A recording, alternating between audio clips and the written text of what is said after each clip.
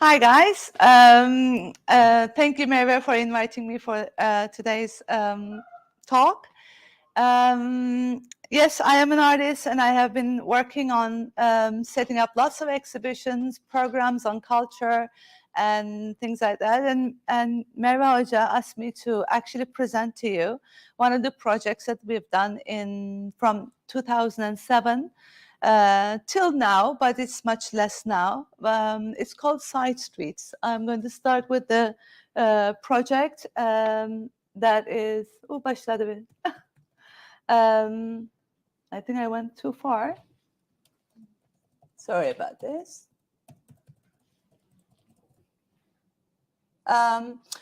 Yes. I was a lecturer of art and art history for a long period of time in Turkey and in Cyprus. Then I also have been painting and working on art. But in 2005, something happened.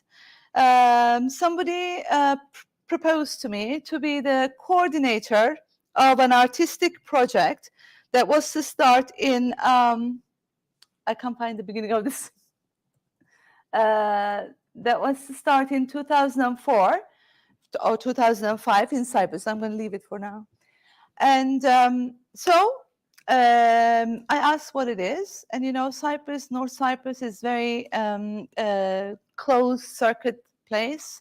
After 74, it's been so isolated in terms of everything. So culturally as well, we were very kind of hungry for something that was really exciting and artistic and so on. So in 2004, a bunch of people from Cyprus came and said to me, Amber, we would like to do something, an international conference and artistic performance and exhibitions and all that in Cyprus. And the concept will be the border. And as you know, borders had just opened in 2004 between the Greek side and the Turkish side. So I thought, wow, this is really cool. And then when we were discussing, they said the curator of this exhibition would be possibly Marshall McLuhan, John Berger. So I thought, wow, this is really cool. I'm really excited about this. And then I said, I'm glad that you're not doing a Turkish and a Greek curator thing, because all that time that we have had, they always divide this island into two basic nationalities. And they always say there are Turks and Greeks living in here. But we all know that it's much more multicultural than that, Cyprus. So I was excited that it wasn't going to be like that. And they asked me to become the coordinator of all the project. And I said, I don't know anything about the South yet. So don't make me, so we have to have two coordinators, one in the South, one in the North. So I said it like that. And for this project, we brought in like 20 international artists. And the idea was to actually do critical work on the border itself, in the buffer zone. So there were lots of permissions that we got from the UN, from the municipalities, from both authorities and all of that.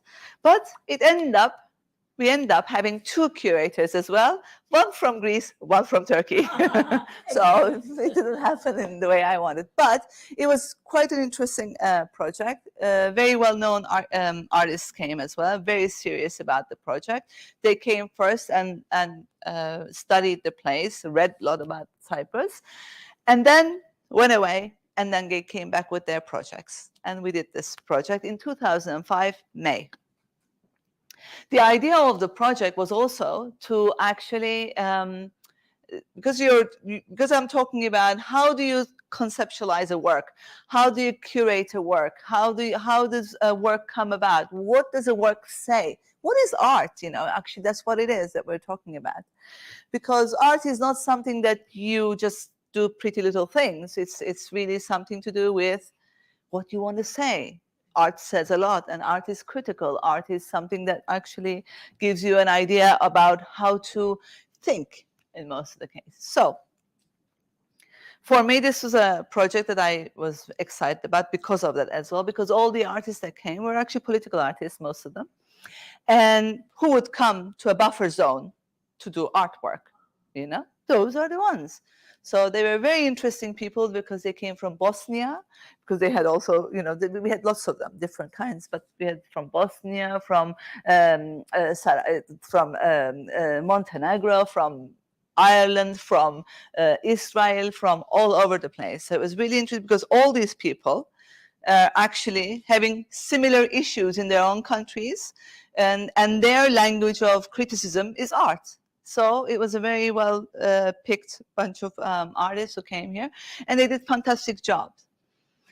In the meantime, I myself, as an artist, I didn't become part of that group of artists. Instead, I started walking around Nicosia a lot to take them around, to take the artists around and show them the place as a coordinator.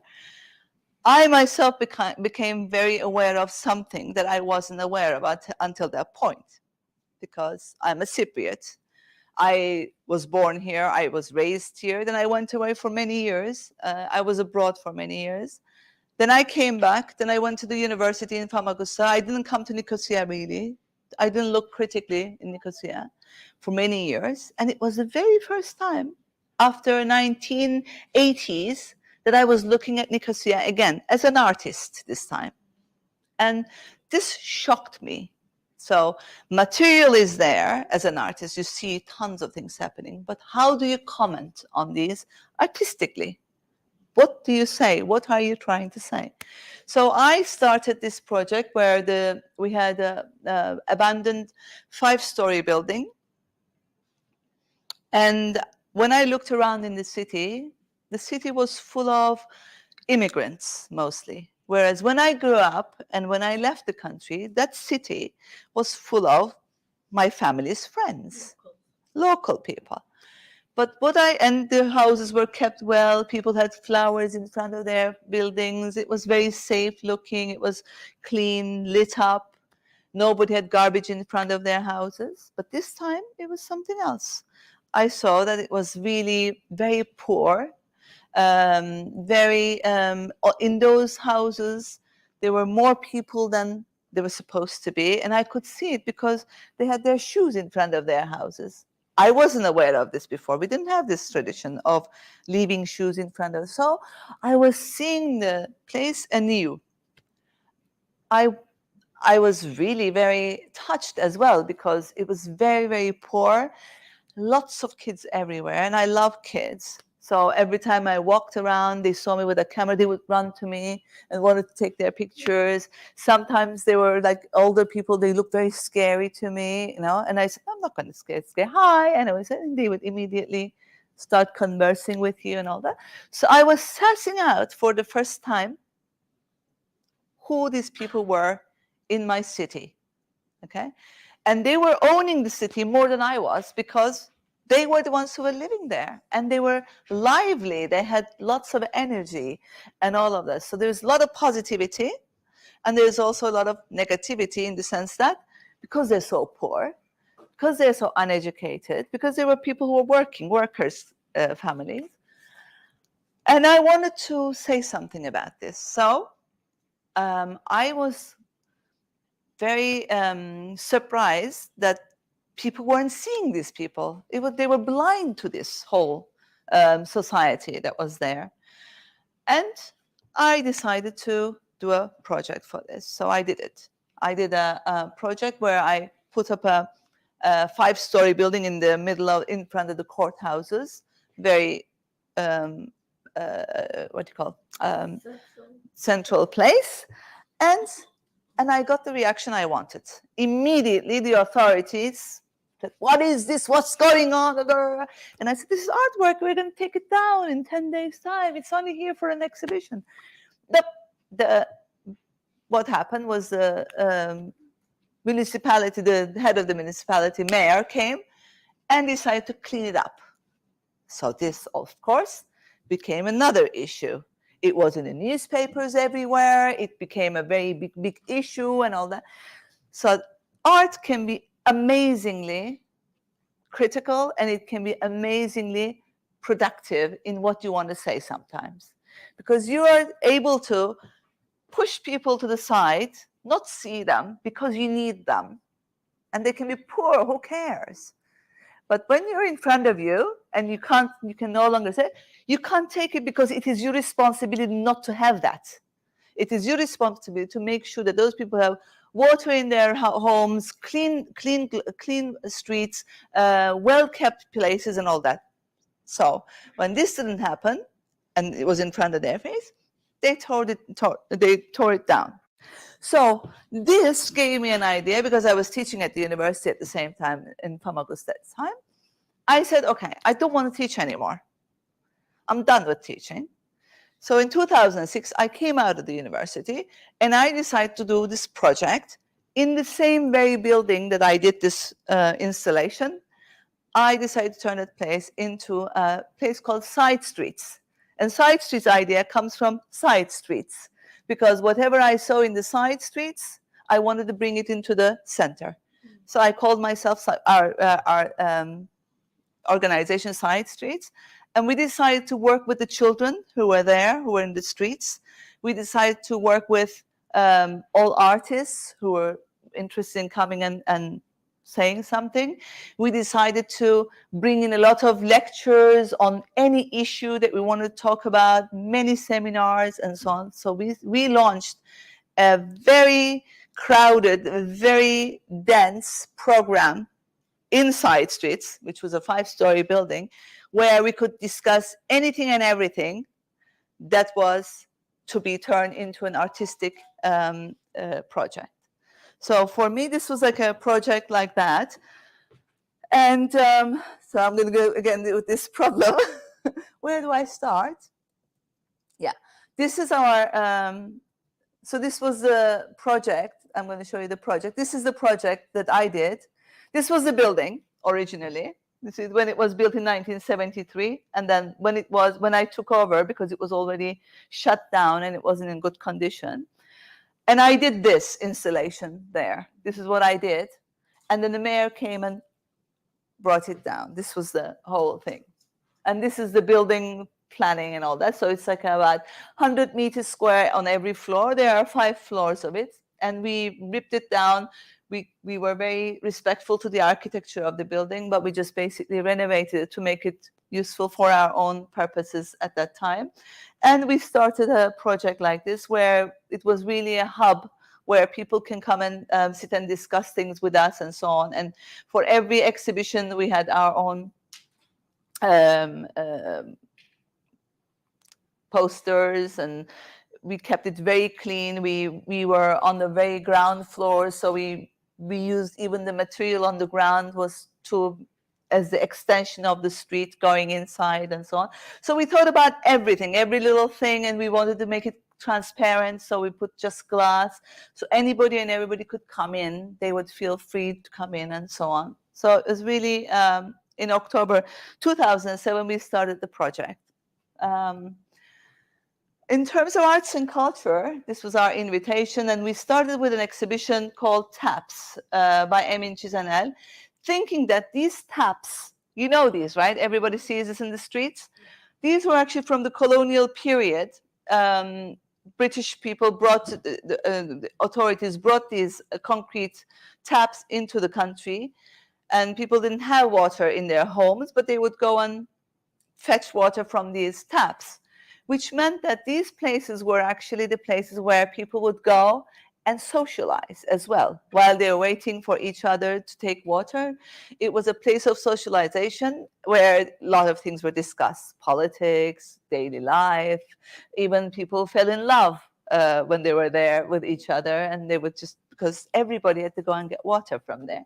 So we thought Sidestreets is something like that. We want that. We want Sidestreets to have this function, to have everybody there and feel that they are coming in to get something from there. And we launched our first exhibition there, and we tried to also get a lot of different kinds of people, young people, old people, and so on. So then we did another exhibition on Cyprus. We also were interested in showing things which were Cypriot, as well as international projects. But because we don't have many role models in Cyprus. There's nothing written about. We lack a lot of publications on arts and artists and people. We thought this should be some place where people would say, wow, I can do that. You know, I can be an artist. I want to be this and that. So we try to keep our audience as wide as possible. We try to do everything in English and in Turkish so that we wouldn't exclude anybody. If we had the money, we would have done it in Greek as well, but we didn't have it, so we couldn't translate it. Whereas Turkish and English, we could do ourselves. So this was these were. Then we did discussed this with the Swedish embassy, and they had these photographs that were taken in Cyprus in 1931 by the archaeologists who came here, because between 1929 and 31, during the British period, the archaeologists came here from Sweden, and they did the most important digs, archaeological digs. Not just them, but I mean, it was the most important, and they did fantastic documentation. Thousands, I believe there's like 7,000 slides, and they were on glass. They were at the time, photography was, negatives were on glass.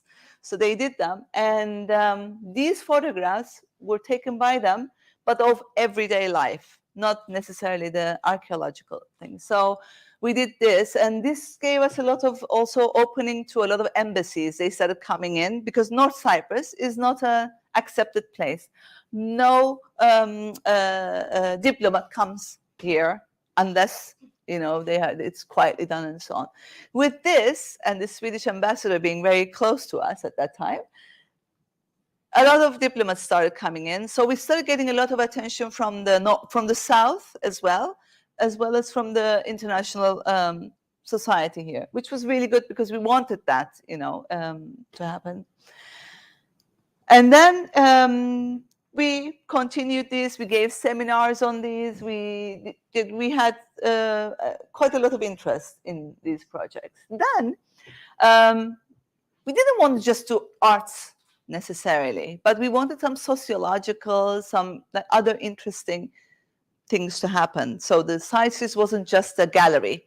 It was actually a hub for any kind of intellectual discussion.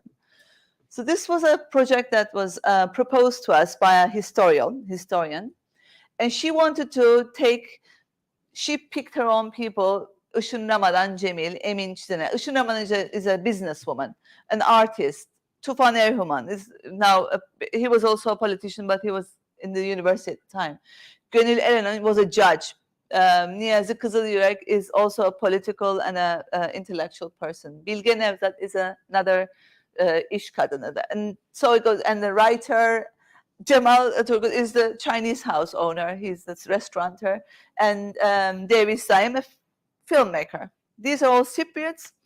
And she asked them to come, and she gave them a refrigerator, each one of them, and said, make it your own. Make this refrigerator your own. It was her idea to do this. I thought at first, my goodness, you know, what are we going to do with this? But then it became an amazing exhibition. I had to make this exhibition work. And what happened was that each person who was not an artist, so their aesthetic concern wasn't there, they were interested in like, when you have a fridge at home, you have magnets and you put notes on them. So actually the refrigerator is more than a food thing, you know. So this is what they were trying to also explore. So the artists picked this refrigerator from the street somewhere, and because he had a story about a refrigerator in his village when he was a young boy, when there was no electricity. So they used to put this big ice inside a cupboard, and they would keep them there. But in their village, apparently, they had one guy who had a generator. So the generator had a fridge, very special at that time. We're talking about 50s, okay? And this woman was making a lot of güllü dondurma rose water ice cream. So he decided to actually work with this refrigerator, and the woman's name was Julide. Julide was the woman who was making the ice cream. So on that day, we decided that, okay, we're going to do this, and then we're going to give people güllü dondurma. So we just also gave güllü dondurma, rose water ice cream to people as their thing. So we try to do a lot of like fun things as well, so that people could keep it in their minds about these kinds of things. And how do you turn a story like that into an aesthetic object or into a project? So this was like one of the interesting things that he did. And then we had exhibitions as well, Provocation by Emin Çizener. So we had painting exhibitions. I'm not going to go over all of them, but we always had crowds. So people were really, really interested in coming because there was nothing in Cyprus in some way. So we were very first. Then we decided to do a exhibition with a lot of other people from the south as well. So we did this Small Touches exhibition where we started bringing people from the south, local people, to see what's going on here in the art scene. So we did these. And then Gezi Park, I forgot. We even did exhibitions for one night sometimes. You remember Gezi Park? And there was, in the newspapers, nothing in Cyprus was about Gezi Park. They put nothing about it. So we decided to do this exhibition, and we put masks on the walls. I don't have that many pictures of it. We darkened the whole space, except for one painting we put in the back, which is like the Last Supper painting of, again, Emin Çizener. And you all know that it's a moment in history. Last Supper is like about a moment in history. So we decided to do this, and over a one-night exhibition, and the atmosphere was amazing. People cried when they came in. It was just so amazing because this is the least we can do as artists to something so important happening in Istanbul, with all the things going on, political things going on there, and your country is not acknowledging it. So we did it. So we decided to do this so we gave basın bildirisi, a press release, and all that. Nothing got printed. Usually they would, but they didn't. And then we had exhibition by Baki Boğaç, who's an architect, but also sculptor. And he did these bugs, but his bugs were actually, I went and saw the exhibition in Famagusta first, and they were like this. And he told me, oh, but you know, I used some kind of lighting, some kind of paint on them, which glow. So I did the whole exhibition not like this, but like this. You would do the exhibition in total darkness, and people will come in and they would see these. It's not very good, and there's too much light. That's why you're not seeing it. But you have to, when you're curating something, you have to say something about it. So, and you have to put it in such a way that it's a little bit more than the work itself, maybe sometimes. So what you see here as like the pile, which is glowing in the dark there because of the dark lighting we use, is actually from the bank. You know, in banks, they shred the paper. So I collected those every day. I brought them there, a lot of them. So I put it all over there. So the bugs started coming out of that. So the whole exhibition was set up in such a way that actually the bugs, insects, were coming out of this pile at night. No, like these. These are his bugs. But in darkness, they look better actually, because they look very much more esrarengiz, you know, like more mystical, and also you didn't know what to do with them, and you might just hit something next to you and all that. So it was like a idea like that. Dark, of course, we put a curtain so that nobody could from the other side, no light could come in. Pitch dark, and black lighting, and that. So the interesting thing is, like, you could go and see these and appreciate them as one by one. Okay. But what is the exhibition going to say to you? How is the exhibition going to capture you? So you have to think about something, to another concept that will actually take everything into it and make it more strong. So you do something like that. And don't forget, you know, you have limited resources. But each one of those dark lights were like 25 euros.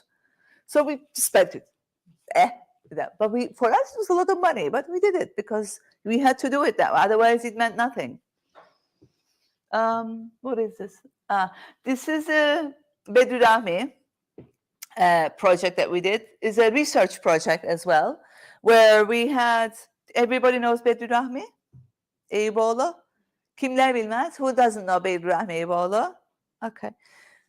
Very short synopsis of who he is. He was a very well-known painter, an artist in Turkey, and he did lots of prints as well as paintings, but he was also very well known for his mosaics. He did a lot of public works with mosaics. And in 1958, very far beyond your time, 1958, Bedri Rahmi Eyüboğlu was commissioned to do a big painting, mosaic work, 200 meters square. So 100 meters that way, 2 meters this way. Yeah. 200 meters square of mosaics as a wall in Brussels, Brüksel'de, 1958, for the World Expo, World Fair. Very important fair as well at the time, because we're talking about the very first World Fair after the Second World War. War ended, and then the first time they did an exhibition was in 1958, in Brussels. And Turkey also went there to do their own pavilion, and their pavilion was amazing. It was one of the best ever, because they were going there as the first modern Turkey.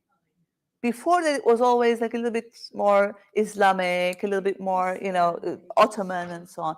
This is the very first time they enter into Europe as an image with an amazing European outlook. And so this was one of the works that they did there. What happened to this work, 200 meter square work, after the World Fair ended? Fuar bittikten sonra. After the World Fair ended, they took this work to bring it to Ankara, and they would reset it up, and they would use it as an exhibition hall. But it never came. Then what happened was they brought this, it came by train, we traced it, what happened. It came to Turkey, it went to Istanbul at Sirkeci, stayed there, they pulled everything out of the train, left it in the park, Gülhane Park. Then, that's it. All the amazing work, not just him, a lot of other, İlhan Koman, what do you call that? I can't even think of it. Lots and lots of artists at the time. All that work is lost. It came out in the newspapers a few times, went away. In Cyprus, this part of some part of the mosaic was actually been exhibited in the Turkish embassy. And the embassy called us and said, we have this here. It's about this big, what they had. Out of 200 meters square, they had only like 1.5 meters. We would like to give it to some place in public so people can see, because it's sitting in our waiting room. We said, okay, let's see what it is. So we go there and we realize that this is the lost mosaic wall. So we say, what is, and there's nothing written. They say it came to Cyprus in 1962 for an exhibition, and it stayed here. How about the other part? Nobody knows. So we made a mission to go and find the rest of it. And we wrote the book of it. And this was a very big project. And when we did this project, this was the one that was in the embassy, and they gave us to put it up there. And then when we started doing this, a source came to us and said, we have some more. And these were the ones. So they brought it to us. So we exhibited it. We made a book out of it and all that. And then we gave it back to the embassy. And we made sure that they numbered them. They inventoried them and put them in the basement. We know that. We went and saw it. And my husband went and like, okay, they're safe like this, fine. So we left it like that. And Ertuğrul Günay, at the time the Minister of Culture in Turkey, came to visit Cyprus. And he came to us. He saw the whole thing. He was so impressed by this whole idea and all that. So it made a lot of noise as well.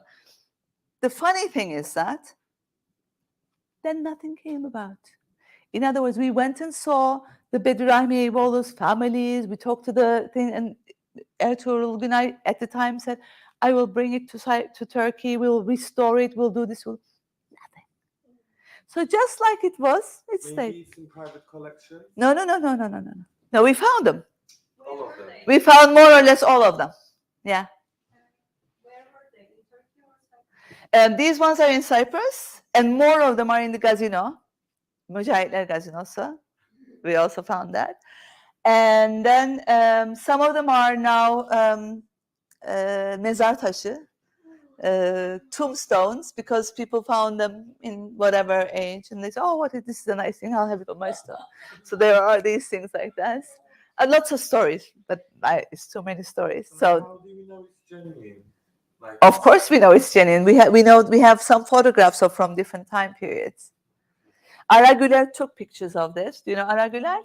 Aragüler is the most famous photographer in Turkey, and he was actually, when they did this fair in 1958, Aragüler was also there. Burhan Doğançay was there. There were lots of anybody and everybody you could think of that was anybody in Turkey, musicians, composers, painters, architects, they were all there. So this was like a very important time period in Turkey, and they lost it. And it doesn't end there. They don't care about it. So there it is.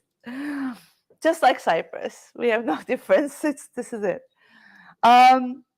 Then we did another exhibition at Sidestreets after a few years of Johan, who is the one who ran after this project, like a detective. If you were to know the whole story and how he found where everything was, you would understand what I mean by a detective. He really was like a detective. So we set up our exhibition space into a office-like place where you could go and discuss things or look through things that he looked through and all of those things. He went to Brussels to find information. He went to Istanbul to find information, to England because he found some connection. There was something in England, all of this. So we have this exhibition like that. So exhibitions can be also just spaces where you can go and spend time in.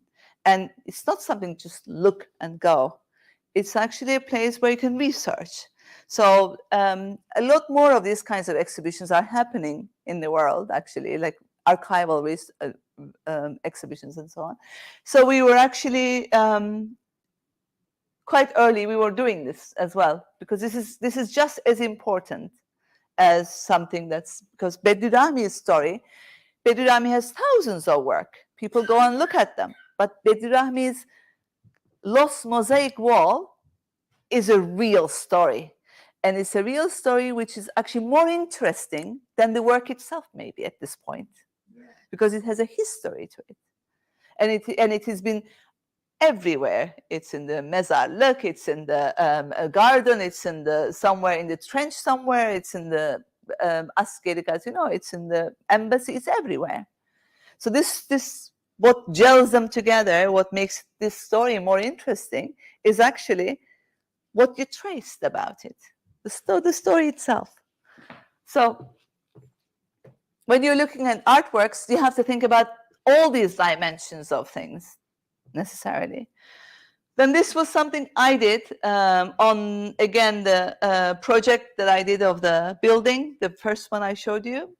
Many years later, I did another one called Gez Göz Arpacık, another exhibition of the documentation of all the press releases, all the stories that came out of it, cartoons that people drew about it, all of that. I did another exhibition, and I invited Eroğlu, who was at that time the Cumhurbaşkanı, the president of the country. One thing that we did in Sidestreets is we never invited any politicians, ever. Because, here, to have an exhibition, you go, that's it. I hate that. There's nothing artistic about that, nothing good about it. It's stupid. But here, I invited him not to cut a thing. I invited him as the person that I hold responsible for this country's problem. He came. He was very sweet about it. He came, and I was talking to him about it, and it was amazing, actually. I had the whole material there, and he was nodding his head off, like any other politicians we have. But he was nice about it. That was great. So there are some actions, basically. Sometimes I take as an artist some kind of a little bit of a rebel, or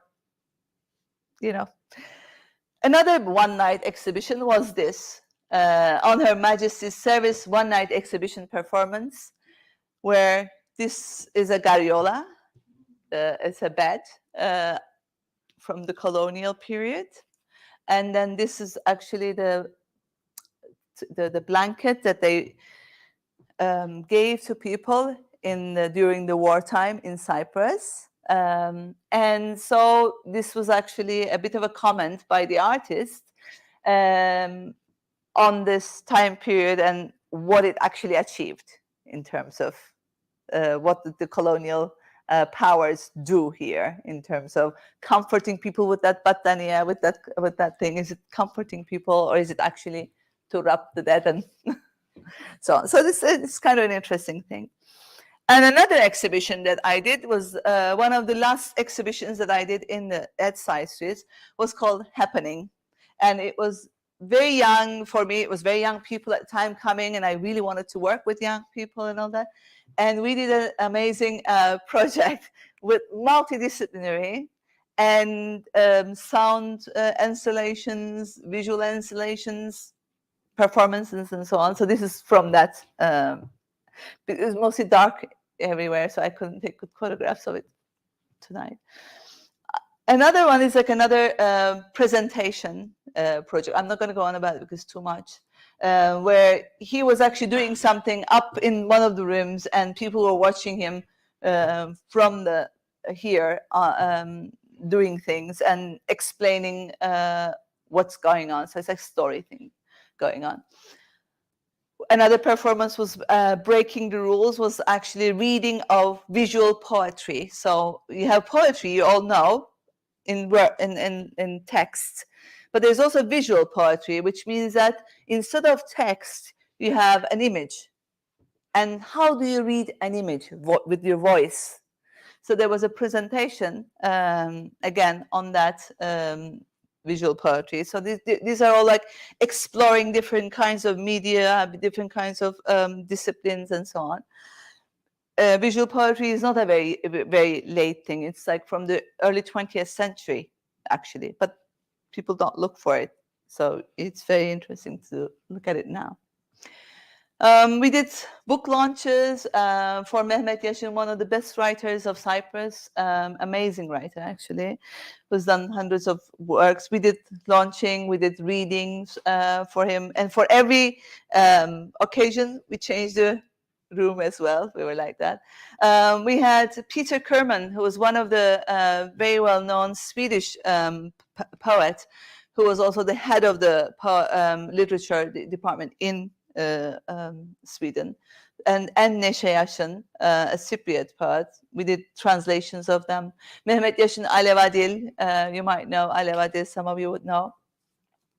They both live in England. We invite them for performances, so we did that, and we had in our seminar rooms. Is I mixing up again? Oh, am I going backwards? Oh. Wait a second. I'm going okay.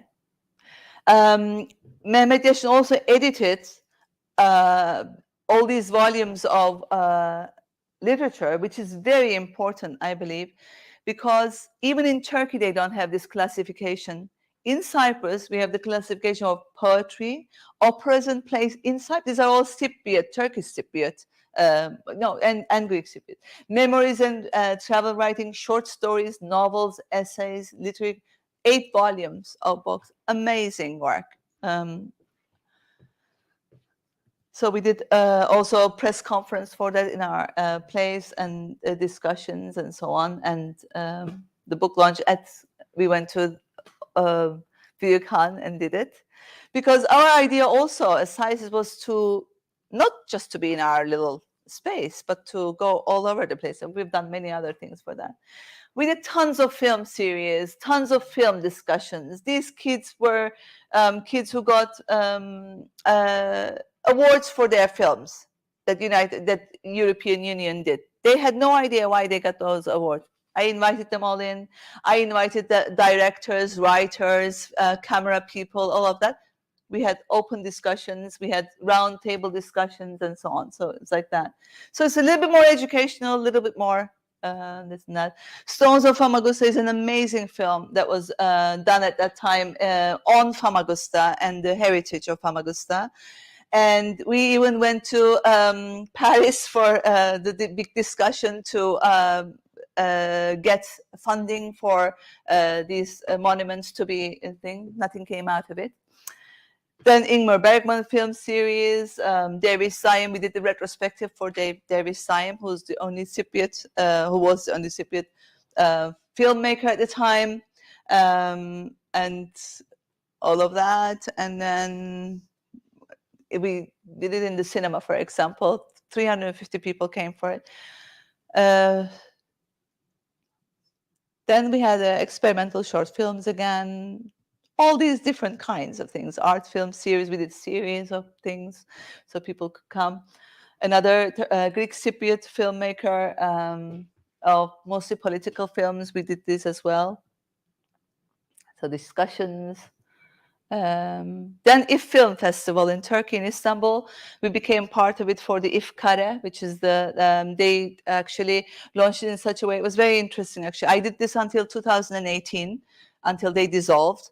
And it was really, really good art films that they were taking from all over the world. And in Istanbul, they were doing the main festival. But in 30 other spots, they were able to do 5 simultaneous film showings. So we did that as well. And that was really, really good. I mean, and we felt that we were part of something, it was like better than being there. Lots of different kinds of things on Cyprus and film scene, and art scene in Cyprus, different people, again, talking on different subject matters, on architecture, on art, on history, on everything, on stamps. I gave a talk on stamps, for example, which is also semiotic readings of stamps of Cyprus. And we had Eric Lloyd Wright. Frank Lloyd Wright is one of the most famous architects in modernism. And his son came to Cyprus. He was coming, so when we found out, we did it. Then we did projects for Yelpaze yapma, from hurma dalı, from the palm leaves, making the fans, because this was something that was really common in Cyprus before, and it died off. So we showed it I went to Bandabulia, we set up a place there, and we showed it to hundreds of people. how to make it. So they got a bit mixed up there because I went in there. We did things that were raising awareness on ecology, on water, on different kinds of things like that, on environmental things. We did some brochure giving that. Then we also became part of a human rights platforms and things like that. And we also did some poster designs where we got awards for. That's a poster that Johan did, and this one, International Human Rights Day, in 2009. Yaşar Kemal, we talked to Yaşar Kemal because he was. We were discussing these things with our children that we were working with. We found a professor, a friend of ours, who knew Yaşar Kemal, and Yaşar Kemal called up, and we talked on the phone. And he donated some books for our library. We had a library as well. We did lots of actions like Sular İçi platform. We did a panayır fun fair. So we did lots and lots of walks in the city, either by archaeologists, sociologists, writers, and all that. So everybody had their own agenda. So we went through different kinds of Nicosia. So Nicosia. In terms of culture, we did tons of things on Famagusta. We took the Famagusta 1 week long. We had all discussions on that particular thing, for example. These are all artists. You remember that? Huh? Merves had a teacher. This is Merves' teacher, and of course, Batık Gemi in the Kyrenia harbor. We had the expert coming from America for that. We had lectures on that. This is also in Karpaz that came out from Bronze Age. Our university was doing the excavation, so we did the exhibition for it and lectures on that. And teaching. Also, we did lots of. I also did different kinds of curation projects from outside of Sidestreets. I also became. I also did a lot of curating and stuff in different places, including the south. These were our teaching projects. Every time we had any kind of a exhibition or a lecture, we also had a special tour of educational things. We had cultural education programs on very different things. Films we did on classical music, for example. We did introduction to classical music, Christian and Islamic traditions in arts. We had Nicosia tour of different, again, important places. Surrealist, so different kinds of time periods in art. We did lectures on that. Visual and sound poetry. Again, music, jazz, mostly jazz, we were interested. 20th century art in every way. Cyprus history, 1, 2, we went on like that, and tours.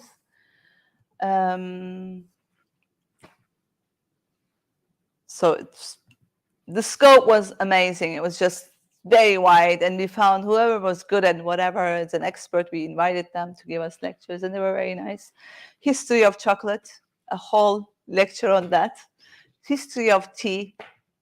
We also did workshops with them so they could taste the chocolates, they could taste the tea. Nicosia was a big part of it, of course. And then we had, throughout this whole time that we were there, every Saturday, we had films for kids from the streets, from the neighborhood. They came for this, or Mehmet came, he did some story reading with them. We did tons of different things with them. We did puppeteering.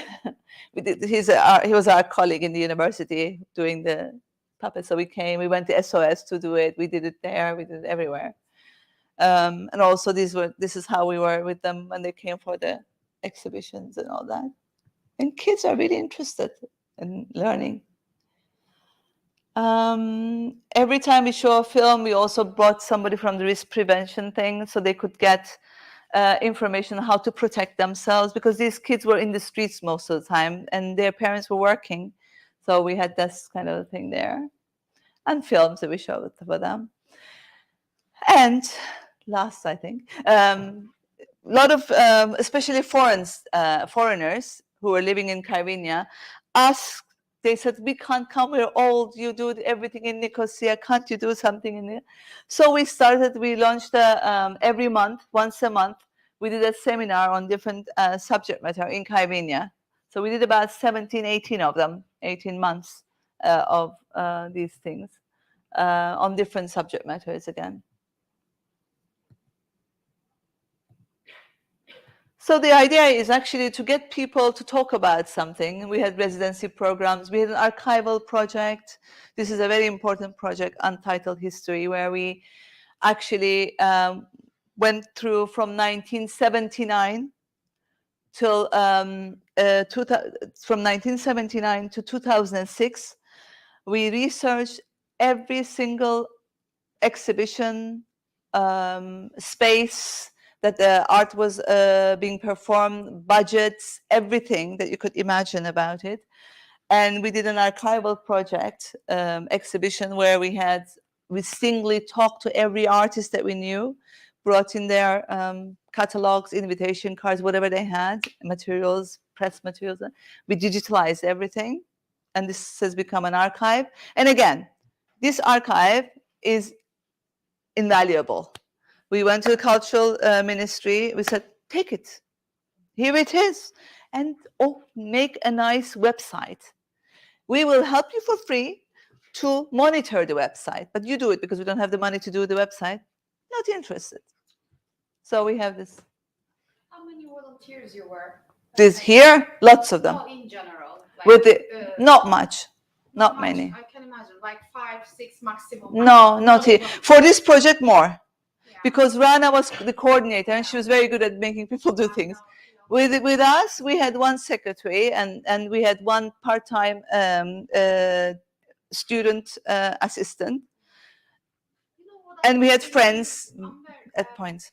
I think before the opening of the checkpoints, before the EU came in and start funding to the NGOs, Yeah. before the EU, the UN itself, Yeah. they deteriorated this volunteerism. Yeah. We used to do amazingly beautiful things, and with this funding thing, everything stopped. has stopped, or for the sake of like showing things or to tick the box, we are trying to show something. Yeah. We are just trying to show, but Yeah. we are not sincere. Unfortunately, you're right about that, because when we opened this space, there was nothing, absolutely nothing. And the only place that was shining was us. Actually, day and night we were there 24 hours working, workaholics.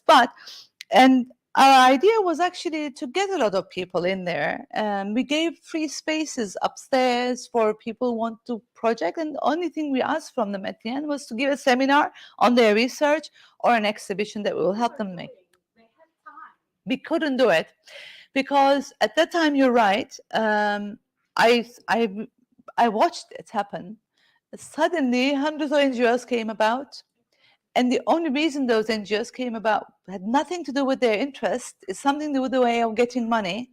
And they did it, and it finished. They did it, and so I saw a lot of NGOs raising expectations from for example, with the children.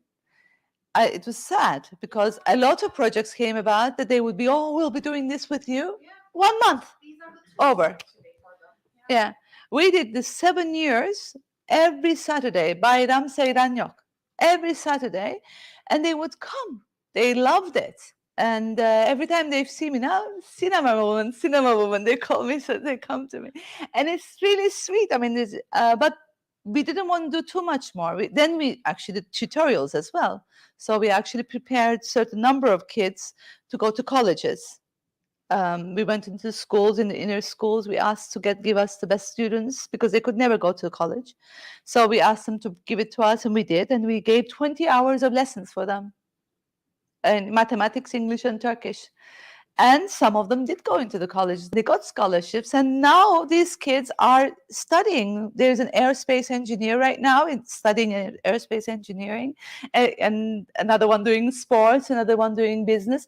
So there is a lot you can do. It's with very little. You just want to do it. So with this amazing track records, how are you planning to revitalize it, or No. what are you planning to do? It would be very pity, actually. Oh no, it's a project. It's done its job. I know. It's not because, to be honest, it would have been a repetition. It would have become too established. I didn't want to be established. We wanted to be a little experimental. We wanted to see what's going on and so on. But we were hoping that against us, somebody would do something, like the state would do something. We went and also talked to them about the AKM to become a, more of a place, art center. Why don't you guys hire somebody to do a yearly programs? They could do so much, and we could help. We could do anything. But no interest. So as long as there's no interest, then there's no need for something like this. So this was our project that we did for ourselves, and we left. So it's unfortunate. But it did change things. It did change a lot of things, because after that, there were a lot of other things that were happening. Not in the same way, maybe, but it's happening. So architectural exhibitions, I'm still going on. I forgot. Digital storytelling workshops with the digital stories. Workshops on how to become a writer, creative writer. Sümer Erek came. We did work on performance. We were on the ground floor doing things. This is it. So this is Sidestreets, and this is how it ended. But Sidestreets is everybody knows Sidestreets in this area who are working on it, which is something in terms of you would think that they wouldn't do something less than that, but unfortunately they do. This exhibition is still open with politicians. The artworks are still hung sideways. They still don't have any. So there's nothing I can say to this in this country anymore. So the only hope is actually universities now. The students from the universities will come out a little bit more learned. They would have seen a lot more in Europe, in Turkey, and everywhere else. So they know how an exhibition is built, how important that professionalism is, and all that. But it hasn't happened yet.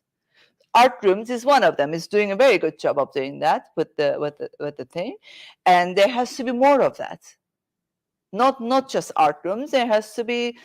Nobody should be able to, without shame, do exhibitions as they are doing today, the way that they are doing it today, or what they expect from an exhibition. It's a shameful thing. A lot of it.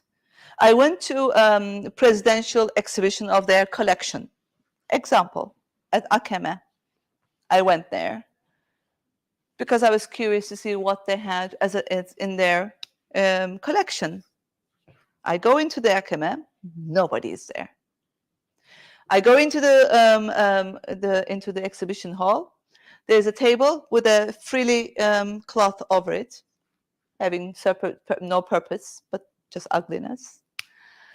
I go into the room. I see paintings sideways, wrong ways, whatever ways. No light is. Half the lights are working, half the lights are not working. Not very clean. No labeling on the works. There's a number on them. One of them this big, one of them this big, one of them on the side, one of them on the bottom, one of them that. And this is a presidential collection. This is how important. This is how they see themselves. What can I do? I wrote about this and I sent it to some people. I can't stop it. And I said, "How could you?" In a pub.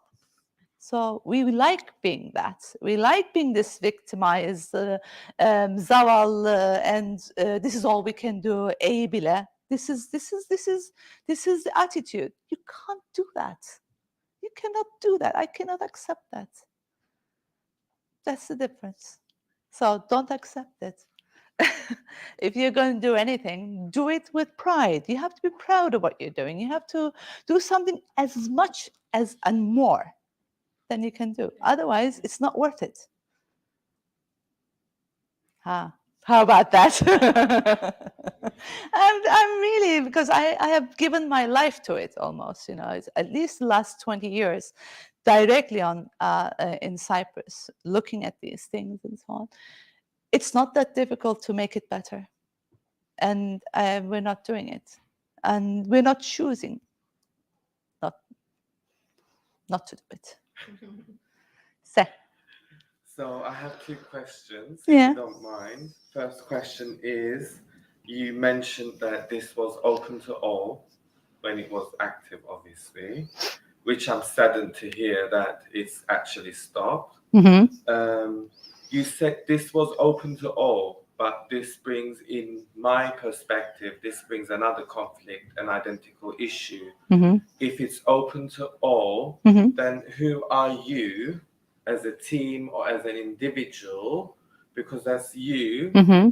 open to us. Mm-hmm. So who are you? I'm one of those things outside who could go in as well.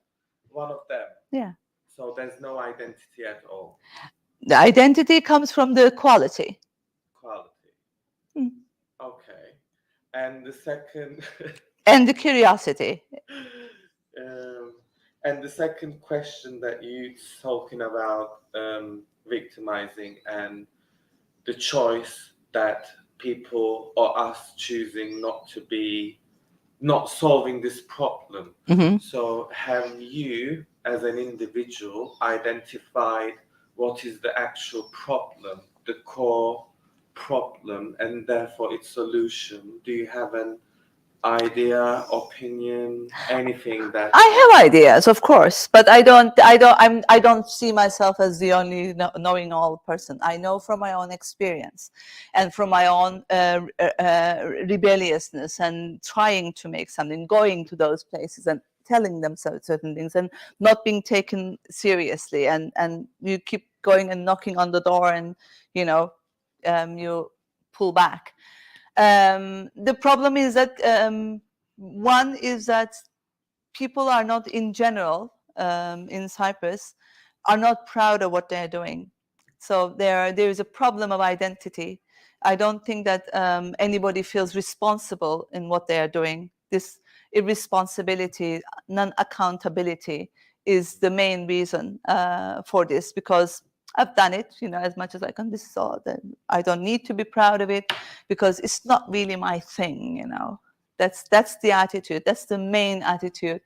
And the second is, of course, that because they don't feel that about themselves, they don't feel that somebody could be an expert on something, so they could go and get any kind of advising on things like that. They can all do it. Everybody can do it. So if I can, hele artist, forget it. Yeah, you can't be a doctor, but you can be anybody can be an artist. Absolutely, No, there's, for art specifically, there's also further problem like this, that everybody can be an artist, and because we don't have the mechanism of the writers and it's a small country. I'm not exaggerating. It's a tiny country, so we don't have any critical writings. We don't have any big, as I said, state places so they can go, and do something outside of that. We don't have any rules. We don't have anything to go against. So you have to create everything yourself. And because of that, it's very difficult to actually be very professional. You just have to be very, very aware and read a lot, look a lot, and then see if you really want to say something as an artist, then do something. Don't become an artist because it's cool to be an artist, or it's that it's easy to do it, or she did it, I can do it too. Who is an artist?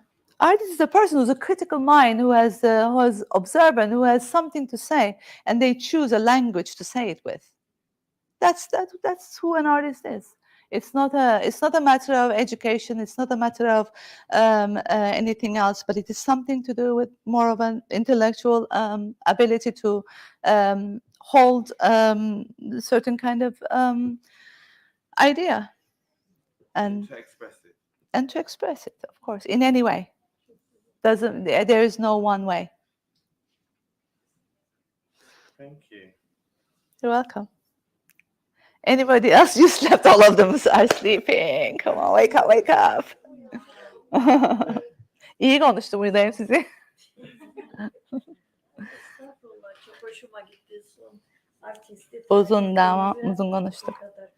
Çok teşekkür ederim çocuklar hepinize. Çok teşekkürler. Dağılınız için. Thank you.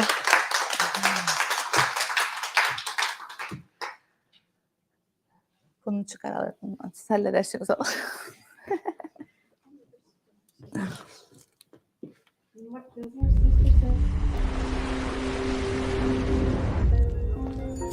Do you remember how you discovered the world around you? Can you hear the beat of life?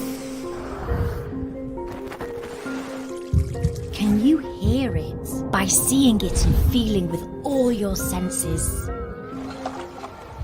Hey, can you still hear it? There's something in you, driving you, calling you. Calling you in closer and closer. It's happening right now. Time to free your curiosity that's always in you. Now it's time to act. This is an act of discovery. It requires looking to the world in new ways.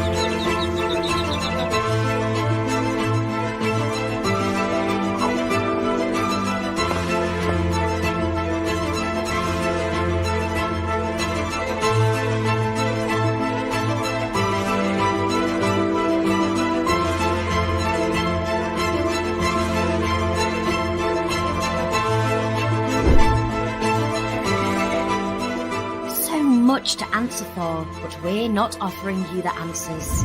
We are here to encourage your questions, but more important than the question is how you answer it.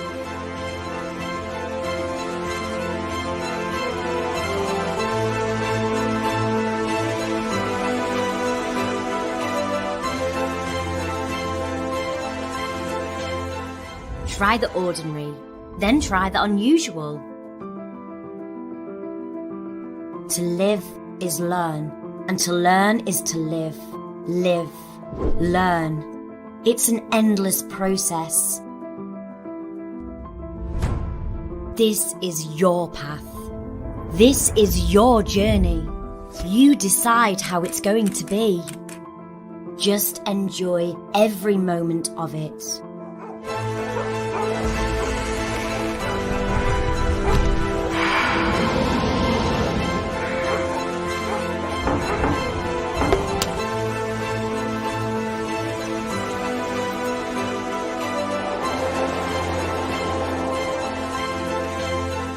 We believe in design, keeping it simple but also significant. We believe in art for looking at the world with a unique perspective. We believe in creativity for communicating better with the world. Creativity takes courage. The future belongs to the curious. Come and experience it with us in Arakad and discover your